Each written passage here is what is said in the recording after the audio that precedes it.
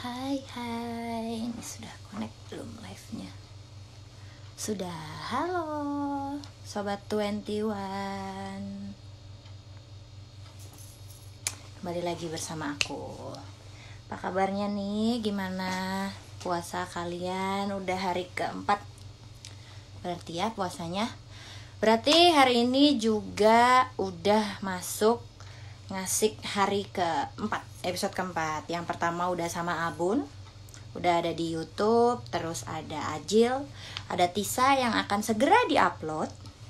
Jadi ditunggu aja, di subscribe dulu. Terus live yang kali ini juga akan diupload. Oh ya, kemarin mungkin bingung ya, kok hostnya beda-beda. Betul, jadi hostnya akan gantian guys. Jadi gak akan aku terus gitu. Tadi aku baca ada Bekasi hadir, Makassar hadir. Hai semuanya, halo. Ada yang nanya tadi, siapa hari ini bintang tamunya kak? Gak follow ya Instagramnya. Bintang tamunya itu guestnya, atau kita akan ngobrol ngabuburit asik hari ini bareng Mas Hanung Bramantio. Gitu. Udah pada tahu dong kalau Mas Hanung pastinya ya udah pada kenal sebagai pecinta film. Wah, ada Palu hadir, Bali hadir, hai Bogor hadir. Wah, banyak ya, seluruh Indonesia salam dari Blitar. Kemudian kalian bisa koreksi ya kalau aku salah. Jadi kalau nggak salah itu Mas Hanung udah menyutradarai sekitar berapa ya, sekitar 24 atau 34 film.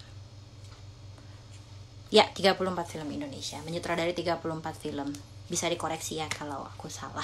Seperti itu. Nah, film dari Mas Hanung sendiri yang mana nih favorit kalian? Untuk sembari kita menunggu Mas Hanungnya, bisa disebutin film favorit kalian dari Mas Hanung.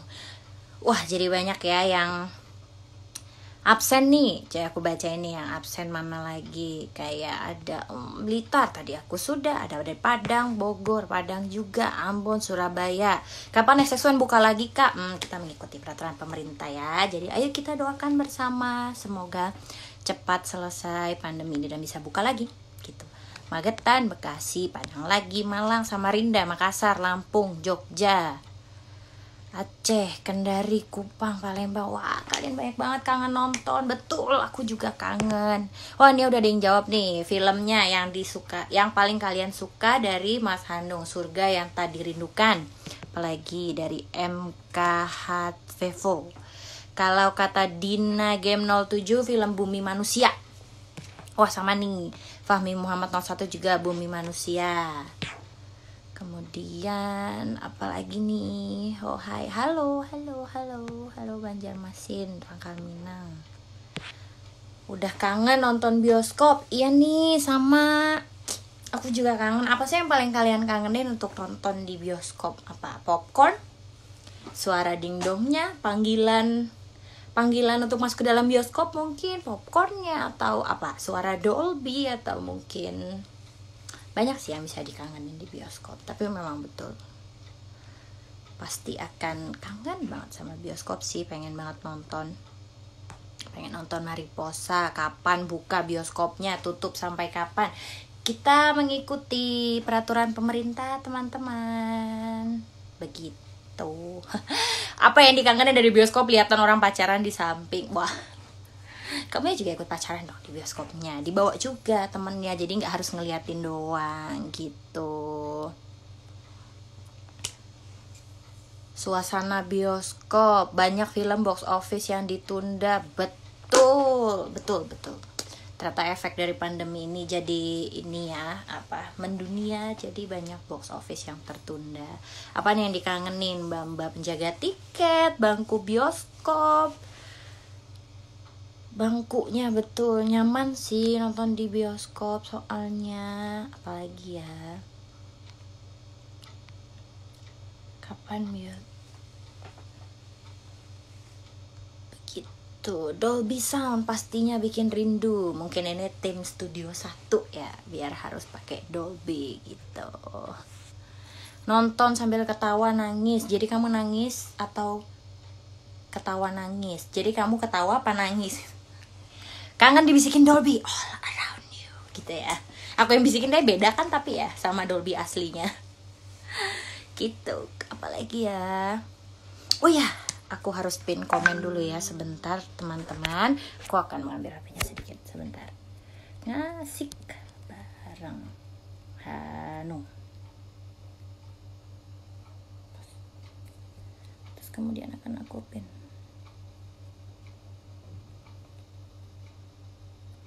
Aduh, aku harus ngejar komennya. Sulit ya. Ya, sudah berhasil. Bioskop Sukabumi baru aja buka, udah tutup lagi. Iya nih, pandeminya. Sedih juga sih memang ketika bioskop tutup. Tapi memang itu yang terbaik ya buat kita semua. Jadi untuk menghindari keramaian dulu, biar semuanya bisa berakhir dengan cepat gitu. Quiet Place diundur, iya betul. Kangen popcorn. Ayo kita kembali lagi guys ke topik sembari menunggu Mas Hanung. Apa aja nih film-filmnya yang kalian suka? Yang paling kalian suka tadi aku ada baca, ada Surga Yang Tak Dirindukan, ada Cinta juga, terus ada apa lagi tadi yang disebutin ya? Banyak. Yang aku suka Habibie Ainun. Gitu. Ada yang nanya, kok nggak pakai masker? Karena saya sendirian dan saya di rumah. Seperti itu.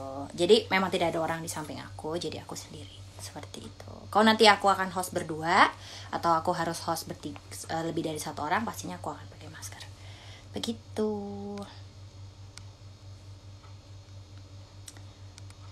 Semoga cepat berlalu Kak, udah kangen nonton bareng, kata Di Prasetyan 99. Betul nih.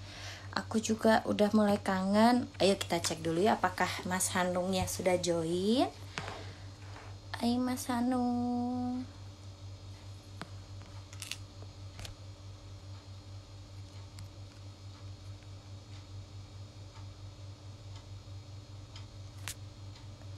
Belum ada nih. Bumi Manusia juga. Betul. Bumi Manusia. Apalagi ya. Sapa saya dong. Halo. Olaranyo. Gimana nih? Atau kalian boleh sharing gak apa aja yang kalian lakukan selama di rumah karantin ini? Begitu.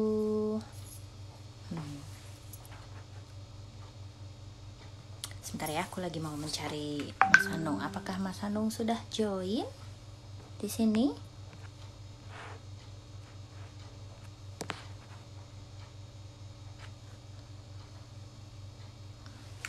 Hanung Bramantio.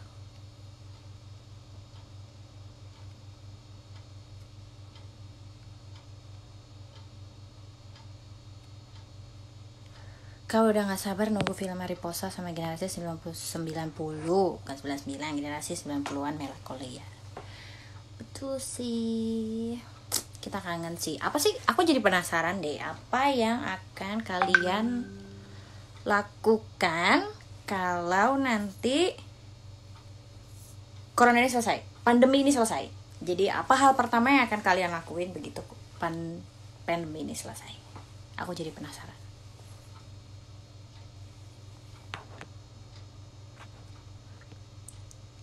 Pintu teater 1 telah dibuka, CCP_Taya. Betul, itu juga kangen untuk kita dengar ya.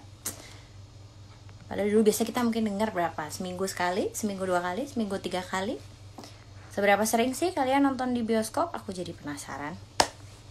Sama apa yang bakal kalian lakuin ketika selesai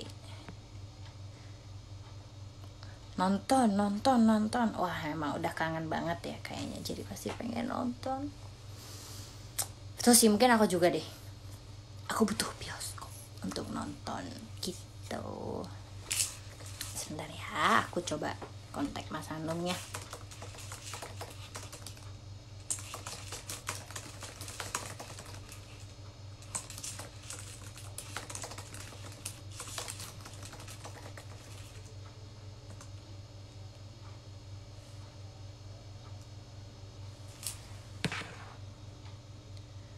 Tergantung filmnya Kak, paling sebulan 3 kali katanya.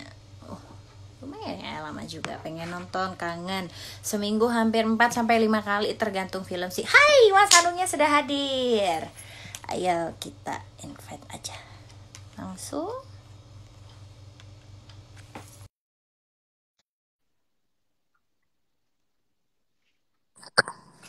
Halo.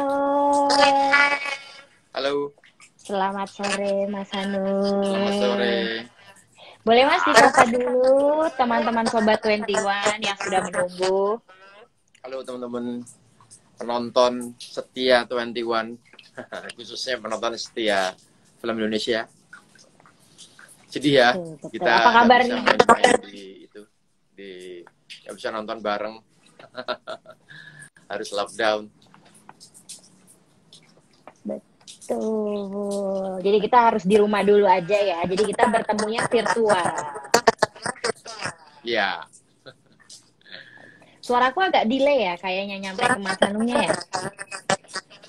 Iya, delay. Oh gitu. Tapi masih kedengeran. Masih kedengeran. Kamu nggak pakai handphone ya? Aku pakai handphone, Mas. Kok delay-nya delay banget ya? Iya, apa karena aku pakai headset ya? Masa sih? Oh iya, oke. Ya udah nggak apa-apa, sabar. Suaranya echo katanya. Suara siapa? Saya. Kok kenal juga, Mas. Kemarin-kemarin sih memang ketika seperti ini, solusinya dua-duanya pakai headset gitu, Mas. Tapi kalau Mas Hanungnya agak sulit pakai headset, gak apa-apa sih. Gitu. Oh bisa. Saya pakai headset. Tunggu sebentar ya. Tunggu ya. Oke. Sebentar ya, untuk biar lebih lancar. Nilainya lama, Mas Hanung, jadi kayak nungguin ngomong. Iya, betul. Aku juga berasa suara mbaknya Eko. Oh, berarti suara aku. Tapi tadi suara Mas Hanungnya baik-baik saja.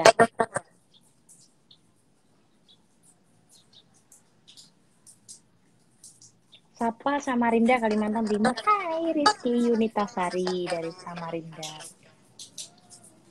Suara Cinema 21 delay dan diiringi berisik. Wah, kalau di sini tidak ada suara apa-apa sih ini. Coba ya, kita coba dulu. Nanti Mas Anung ya pakai headset. Kalau ternyata masih seperti ini dan ganggu, nanti kita akan coba. Oke, agak PR. Maaf.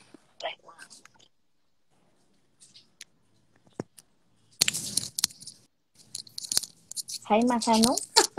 Oh belum ya, belum dipasang headsetnya. Oke, bagaimana? Sudah. Gimana Mas? Oke sih. Halo? Oke nggak Mas? Halo. Masih Sorry. delay? Masih Agak PR. Maaf.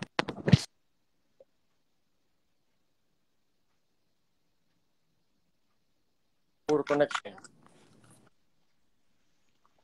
Sebentar ya teman-teman. Oke. Mungkin oke. Nah, sudah ya. Ini juga udah pada komen, udah jelas Halo. ya? Udah. Ya. Oke, yes. Selamat, kita ulang berarti. Selamat sore, siap. Mas Anu. Ya. Clear. Gitu. Gimana nih, Mas? Clear. Gimana nih kabarnya? Keluarga Baik, tetap sekalian, Mas Hanungnya juga. sehat, alhamdulillah. Cuma tetap delay juga, sayangnya. Oh iya. Mungkin gangguan sinyal. Mungkin ya. Oke. It's okay, gitu. Berarti gimana nih kabarnya, kan baik-baik aja, semoga sehat. Terus, Alhamdulillah sehat. Berarti anak-anak sekolah dari rumah ya, Mas?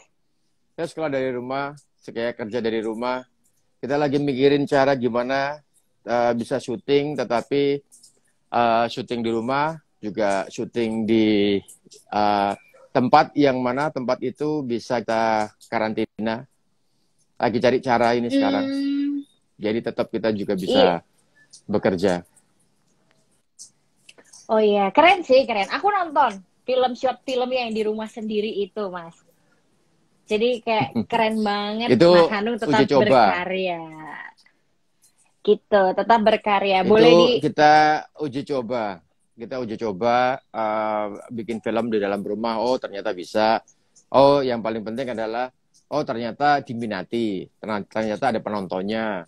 Ternyata penontonnya lumayan gitu. Meskipun di YouTube gitu kan. Ternyata ada reaksi apa namanya, ada permintaan untuk dilanjutkan gitu. Nah, kemudian dari situ saya mencoba untuk mengadopsi bagaimana kalau diperbesar. Maksud diperbesar itu tidak hanya di lokasi rumah, tapi mungkin di lokasi apa namanya, semacam kawasan gitu kan. Terus kemudian pemainnya tidak keluarga sendiri, tetapi pemainnya juga orang luar, tetapi tetap dengan dibatasi 10 sampai 15 orang. Kita lagi cari cara untuk uh, tetap tetap syuting gitu. gitu. Tapi berarti untuk short movie-nya yang kemarin di rumah sendiri itu kan percobaan. Apakah ada rencana untuk Iya. ya oke kita coba lagi yuk dengan anak-anak gitu. Anak-anaknya lucu loh Mas. Meskipun Mas Hanung sempat bilang di Instagram ternyata lebih sulit mendirect mereka dibanding artis gitu kan. Ya, sebetulnya karena mereka bukan seorang profesional, mereka itu ya orang biasa kan, anak-anak saya sendiri, makanya kemudian kita harus mengikuti mood mereka gitu. Gitu. Berarti sekarang Mas Hanung sedang mencoba mencari cara untuk tetap berkarya di tengah situasi seperti ini. Ya, Begitu. Ya, betul. Boleh nggak, Mas? Mungkin ada nih Sobat 21 yang mau mencoba membuat short movie gitu. Ada nggak sih tips-tipsnya dari Mas Hanung? Ya, short movie-nya bisa kok dikerjain di rumah dengan ini dan itu. Seperti itu. sebetulnya itu tadi apa karena sebelum kita memulai aktivitas kita harus memahami dulu karakter virus kita ini. Virus kita ini sebetulnya apa namanya akan hinggap pada orang-orang yang memang tidak bersih, tidak cuci tangan, terus kemudian tidak menggunakan hand sanitizer, terus kemudian ada disinfektan gitu kan. Selama kita sadar menggunakan itu, maka kemudian kita bisa melakukan sebetulnya interaksi. Interaksi itu sebetulnya lebih enak kalau itu di bawah 15 orang atau 10 orang gitu kan, karena mereka bisa terlihat di dalam mata kita. Oh, ada 15. Tapi kalau udah lebih dari itu, misalnya 30 orang, itu kadang-kadang udah menjadi sebuah kerumunan. Kerumunan, kalau udah kerumunan kan susah untuk dikenali. Kalau susah untuk dikenali, maka kemudian untuk saling mengingatkan satu sama lain akan menjadi sulit. Nah, itu yang menjadi problem. Kadang-kadang kita bersentuhan dengan orang yang kita tidak kenal, atau kita bersentuhan dengan orang yang tidak bisa kita identifikasikan kebersihannya dia seperti apa, SOP dia seperti apa, itu yang membuat kita tertular. Makanya kalau misalnya dengan keluarga, ya kan, kalau dengan keluarga kan kita bisa satu sama lain kan bisa saling mengingatkan. Nah, kalau misalnya dengan orang lain, nah itu yang susah. Nah, ketika udah kita pahami karakter virus kita, maka kemudian kita membuat semacam ruang koridor batas-batas di mana kita bisa menerima orang masuk dan mengizinkan orang keluar. Setelah itu disepakati, baru kemudian kita bisa berkarya. Nah, itu sebetulnya gampang-gampang susah ya, karena kebiasaan teman-teman kita, kebiasaan kita sendiri, saya sendiri itu kan kebiasaan yang kadang-kadang kalau misalnya teman satu kos minum satu gelas itu hal yang biasa gitu kan. Terus kemudian saling makan dalam satu piring gitu kan sangat romantis gitu kan. Nah, saat ini menjadi sebuah catatan penting bahwa yang begitu-begitu sudah tidak bisa lagi. Sebetulnya kalau saya pernah mengikuti produksi yang dikerjakan oleh orang-orang luar, misalnya pada saat saya membuat film Rudy Habibie, saya itu bersinggungan langsung dengan dengan kru-kru dari luar. Nah, mereka itu habit mereka itu tuh jarang sekali mereka bersentuhan dengan orang yang tidak mereka kenal.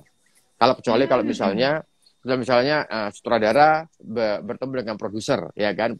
Nah, produsernya orang luar, misalnya lokal produser. Nah, mereka salaman biasanya. Tetapi buat yang tidak mengenal satu sama lain, mereka jarang salaman. Kadang-kadang mereka untuk bersikap sopan itu mereka menyilangkan tangannya begini dan kemudian ngobrol. Tapi jarang sekali kemudian bersentuhan gitu kan. Nah, mungkin cara-cara seperti itu sudah mulai diterapkan di kita sekarang. Kemudian pola makan mereka dengan makan kita beda gitu. Jadi piring mereka beda dengan piring kita, ya kan. Bahkan di antara mereka sendiri itu juga dibedakan antara piring kelas VVIP dengan piring kelas kru itu beda, gitu kan. Nah jadi saya pikir pada saat pada awalnya saya melihat itu semua itu kayak semacam apa sih, kok ada gap-gapan sih seperti itu, gitu kan. Jadi ada resistensi dari saya, tetapi sekarang saya baru sadar semuanya. Sekarang, oh ternyata ini bukan soal gap, tapi ini sebetulnya soal bagaimana menjaga privacy, gitu kan. Bagaimana menjaga agar supaya apa yang akuman yang ada di dalam diri kita tidak kemudian saling berinteraksi dengan kuman-kuman orang lain, gitu. Itu artinya interaksi itu sebetulnya bisa kita lakukan tanpa kita harus bersentuhan tangan, tanpa kita harus sharing satu mangkok atau satu piring, gitu kan. Nah itu.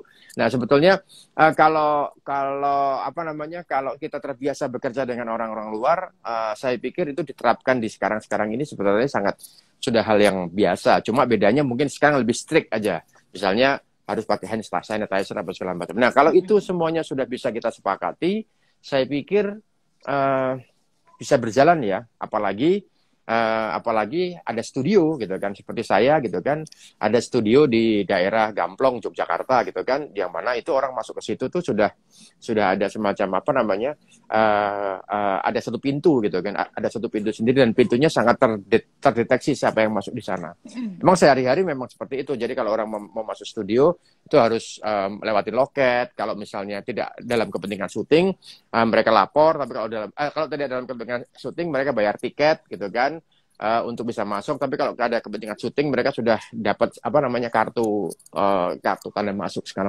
macamnya itu. Itu sih sebetulnya.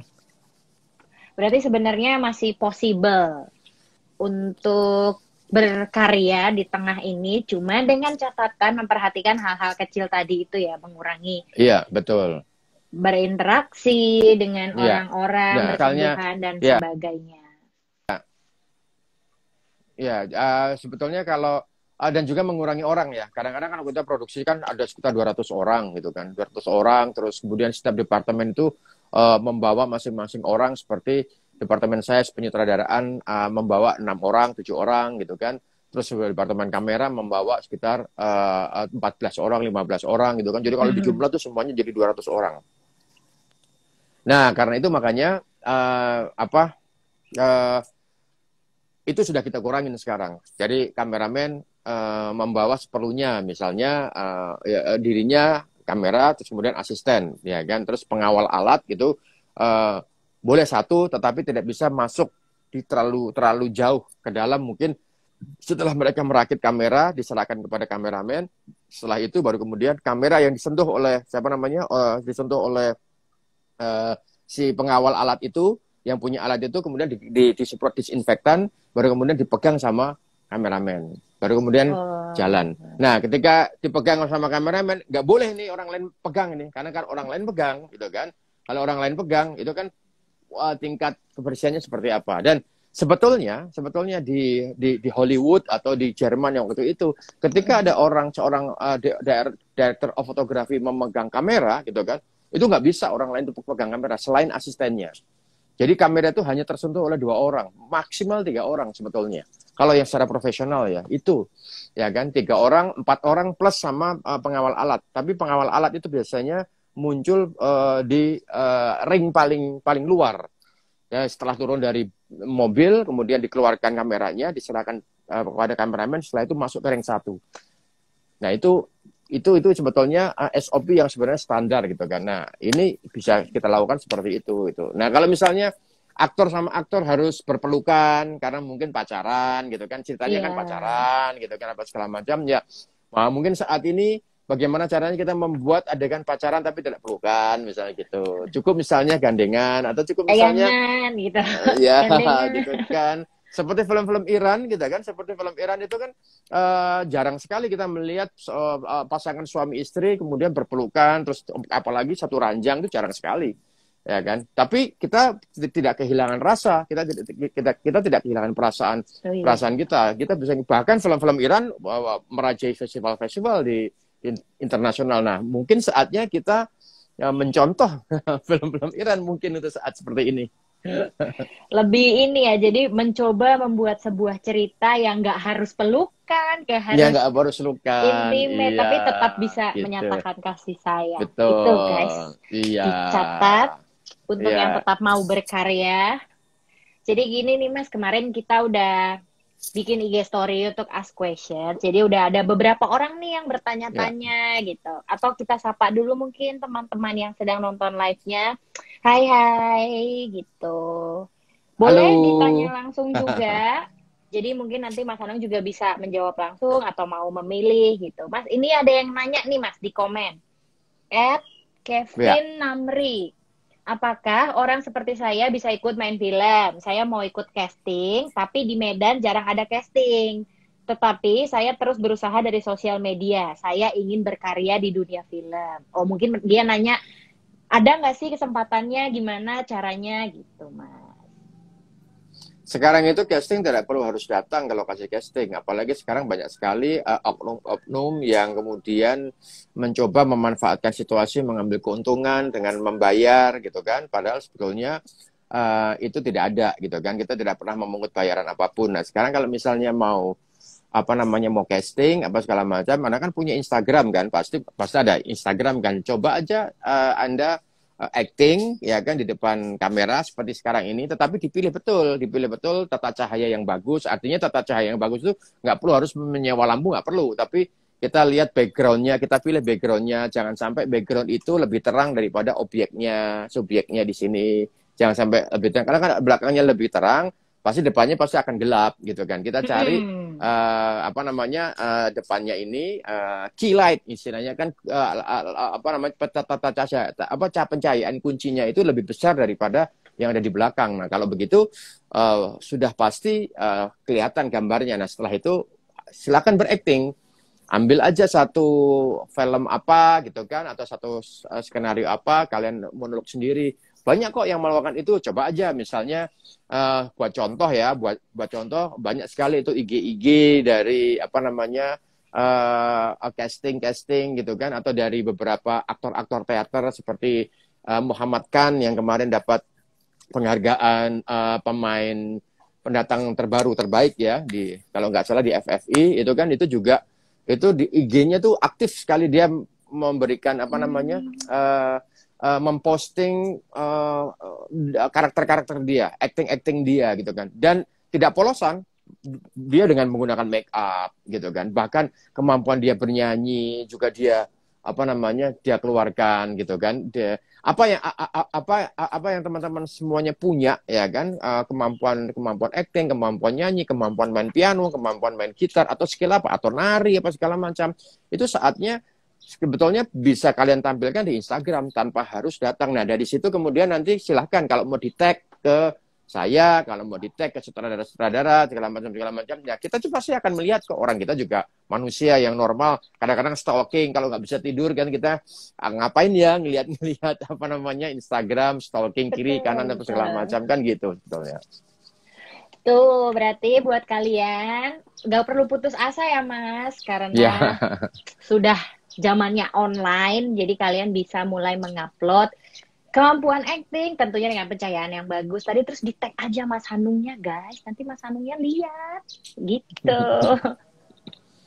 Terus Mas, ini ada pertanyaan lagi dari Sobat 21 yang kemarin udah masuk ke kita. Nih pertanyaannya, Gatot Kaca apa kabar Mas? Gitu. Gatot Kaca, kita justru di situasi seperti ini saya bersyukur karena syuting jadi dimundurkan, dan kemudian kita jadi persiapannya jadi lebih matang.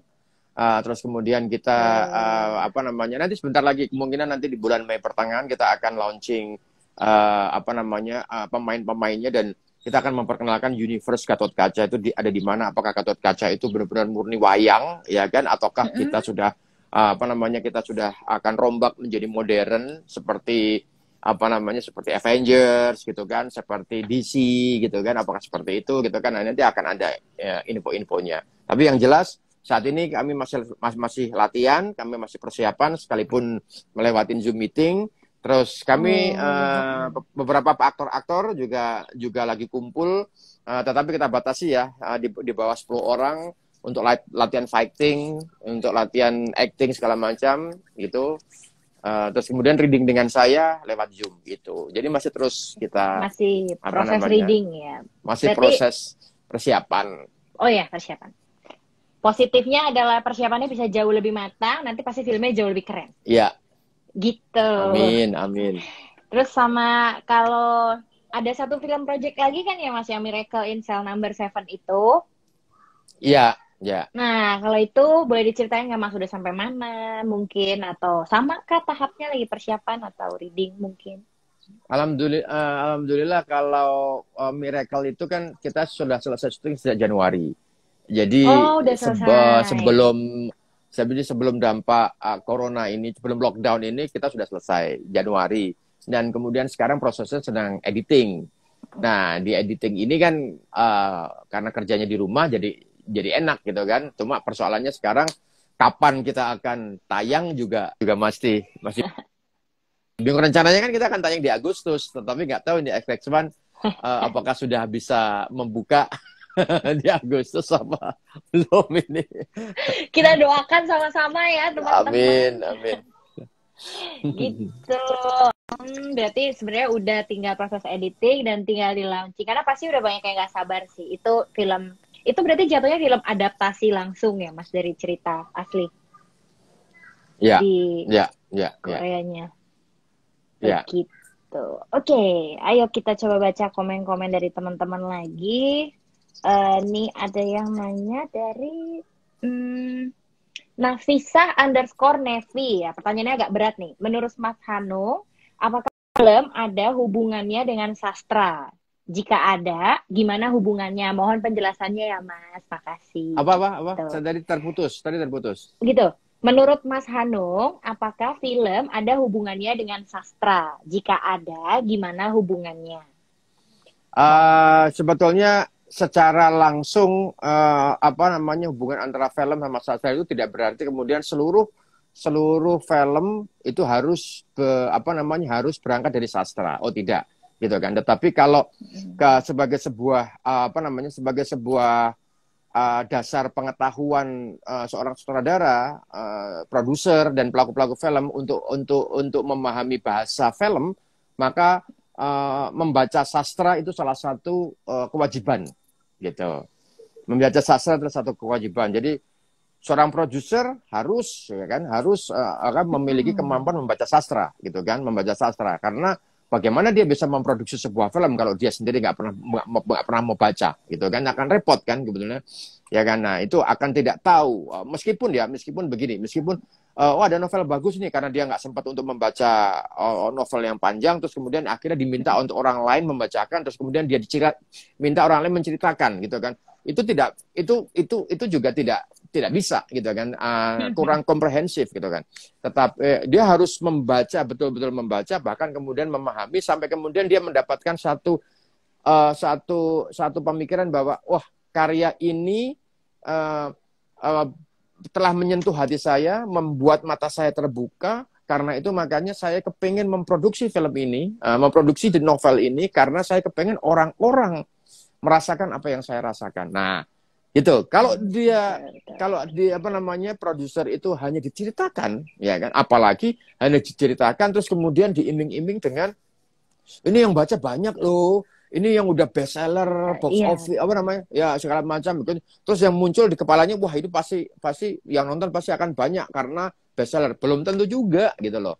Karena bisa jadi, memang meskipun bestseller, tapi ketika dibaca oleh produser merasa kurang dekat, ya kan? Produser merasa kurang dekat dengan sastra tersebut, dengan karya sastra tersebut. Jadinya nanti hanya karena pengen memproduksi berdasarkan apa yang sudah bestseller, itu jadinya nanti tidak mendapatkan dua-duanya. Karena sekali lagi, penonton itu ketika menonton sebuah film yang hanya dibuat untuk memenuhi tuntutan pasar, tetapi tidak dibuat dari hati, ya kan, penonton juga nggak bisa ngerasain, gitu loh. Penonton nggak bisa ngerasain, penonton jadi ngerasa ini film apa sih, ya gitu. Itu jadinya. Jadi buat saya penting sekali buat produser, sutradara, kameramen, terus editor, itu kan sebetulnya juga harus sedikit banyak mengetahui sastra, membaca sastra, gitu kan. Itu penting. Ya. Jadi seolah-olah mengalami sendiri ya, dari baca mengalami sendiri, ngerasa sendiri, jadi akhirnya semua rasa itu bisa dibawa ke film. Karena sebenarnya gini, bahkan di apa namanya, bahkan di Korea seorang harus bisa menjadi sutradara, itu harus bisa menulis. Itu di Korea, ya kan. Nah, kalau di Indonesia ketika itu diterapkan, itu kemungkinan besar film-film yang tersaji di XX1, film-film Indonesia yang tersaji di XX1 ini, itu pasti akan ada sesuatu yang berbeda lah pasti gitu kan. Nah, sayangnya tidak semua sutradara itu tuh bisa menulis gitu. Itu persoalannya gitu. Iya, berarti sebenarnya dibilang berhubungan erat ya, Mas, tapi tidak semuanya harus berhubungan dengan sastra. Ya. Oke, kita cari pertanyaan yang lain nih, Mas. Ada lagi yang nanya dari Priliska Tomasoa. Om Hanung memang dari kecil cita-citanya jadi sutradara atau gimana nih? Mungkin ada cita-cita lain? Saya itu dari kecil memang sukanya membuat dengan seni. Dari kelas 4 SD saya sudah membuat pertunjukan sendiri. Kelas 4 SD. Jadi biasanya kan kalau sekarang di sekolah-sekolah swasta seperti sekolah-sekolah anak saya itu kelas 4 SD sudah disuruh tampil, ya kan, udah ada yang namanya apa sih, performing, ya kan, performing setiap sebulan sekali selalu ada performing.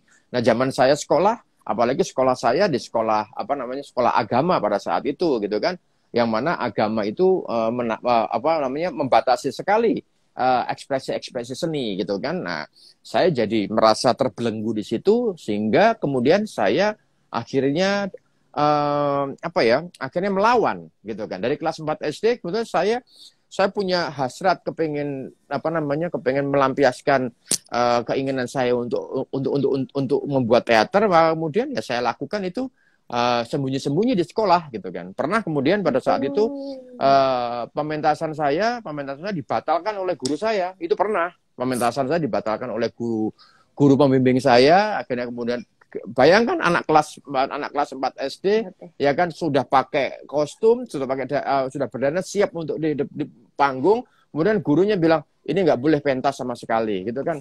Itu kan buat saya sebuah tindakan yang kurang ajar kalau saya itu kan. Guru yang seperti itu sangat tidak pantas, ya kan. Nah, akhirnya kemudian itu membekas dalam diri saya. Akhirnya kemudian ya saya jadi semacam dentuman untuk supaya saya harus membuktikan ini bahwa saya bisa gitu. Emang dari kecil saya menyukai teater, menyukai gambar, menyukai sesuatu hal yang sifatnya pentas, performing itu saya suka memang dari kecil. Berarti nggak langsung sutradara, tapi memang dari kecil sudah kepingin dan punya passion ya di bidang-bidang performing dan sebagainya. Iya, waktu itu saya nggak tahu namanya sutradara atau namanya apa, saya nggak tahu. Tetapi saya membuat pertunjukan, dan pada saat saya membuat pertunjukan saya melakukan mengarahkan teman-teman saya, terus kemudian melakukan make up sendiri kepada teman-teman saya, terus menulis skenario sendiri meskipun skenarionya yang saya tulis juga ngarang begitu, tapi yang jelas nggak ada pakem skenario gitu kan. Pokoknya asal namanya misalnya Somat gitu kan, Somat berdialog ini, saya tulis dialognya ini yang seperti itu. Jadi memang saya sudah melakukan direction secara tidak sendirinya sejak kelas 4 SD itu. Gitu. Siap. Kita cari lagi pertanyaan lain, jawab. Ada lagi dari Ubay 19. Ini dia udah nanya berkali-kali, Mas, pengen banget dijawab kayaknya. Mas Hanung, bagi sutradara pemula, gimana alurnya bisa masuk industri film? Sementara saya belum punya portofolio film yang komersil. Apa yang bisa jadi bahan presentasi untuk meyakinkan produser?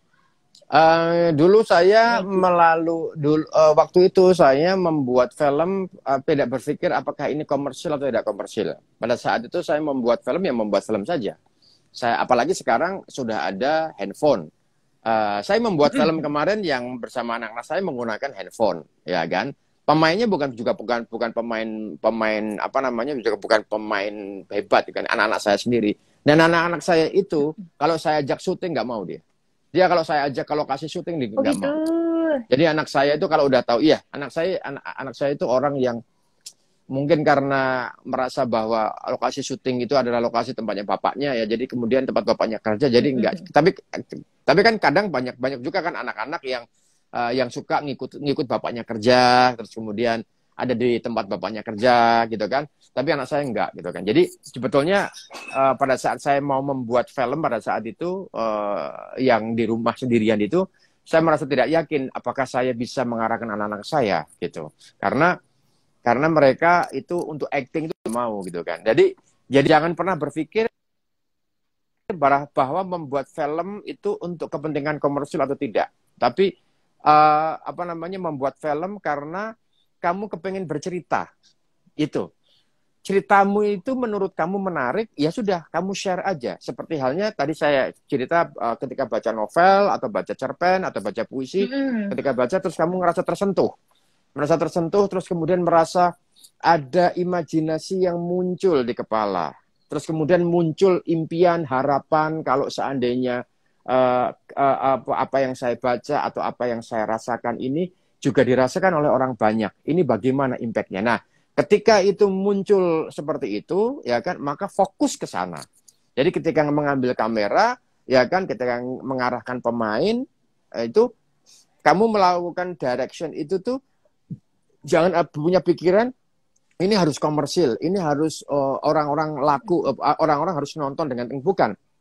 Tapi mengarahkan pemain harus dengan sesuai tidak dengan perasaan yang ingin kamu sampaikan. Misalnya ketika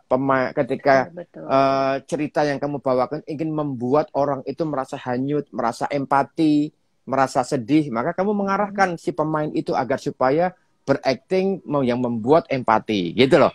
Jadi fokusnya ke sana, gitu loh.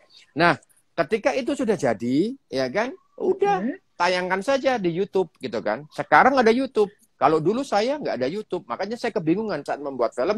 Saya bingung, ini mau ditayangkan di mana, gitu kan. Nah, karena ini bingung mau ditayangkan di mana, pada saat itu pertama kali yang saya tayangkan untuk ada festival film independen pada saat itu. Nah, di situ saya daftar aja, saya masukkan aja, dan saya tidak berpikir, pada saat itu tidak berpikir ini menang atau tidak, gitu loh. Pokoknya yang penting saya lempar aja, gitu kan. Nah, kebetulan pada saat itu menang, gitu kan. Nah, ketika menang berarti kan ada reward, ada ada semacam signature bahwa ternyata apa yang saya kerjakan ini mendapatkan sesuatu. Itu yang membuat akhirnya kemudian kita punya semangat lagi untuk membuat lagi.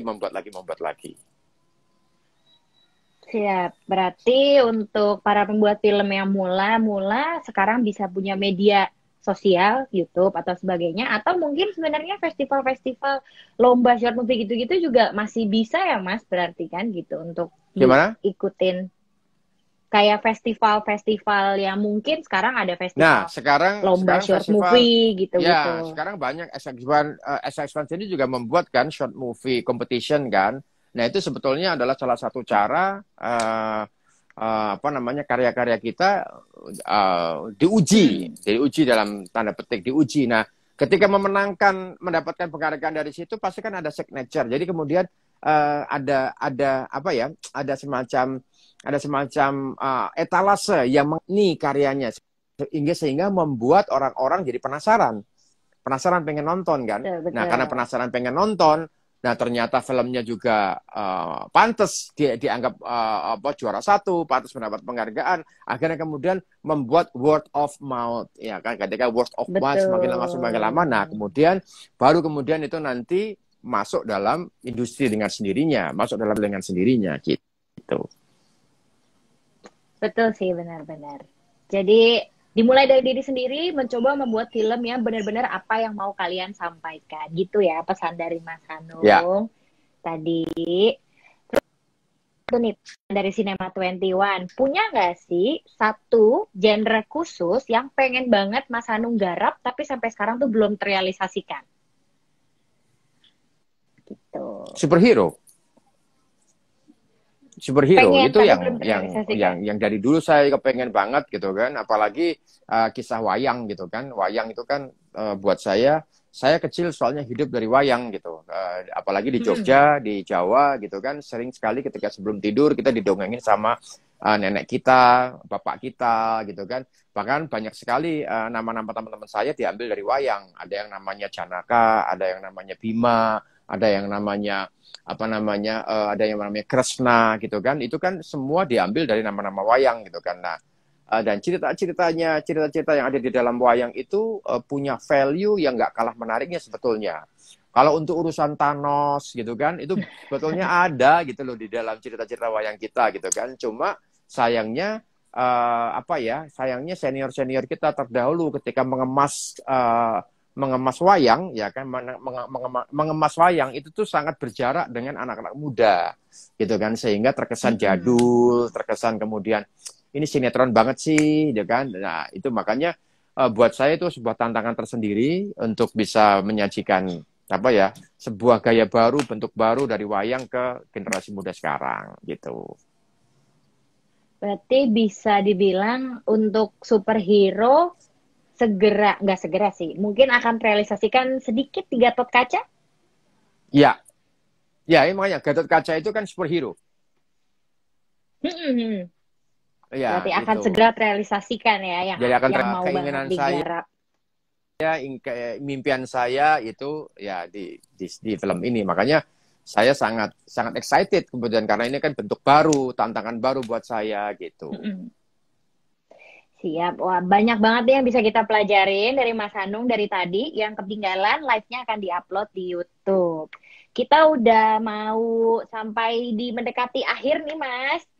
Kita balik lagi sedikit ke soal Ramadan di tengah pandemi. Mas Hanung, ada nggak sih pesan khusus untuk teman-teman Sobat 21 dengan hashtag semangat Ramadan? Terus kira-kira ada nggak hikmah yang bisa diambil di Ramadan tahun ini di tengah-tengah pandemi gitu, Mas?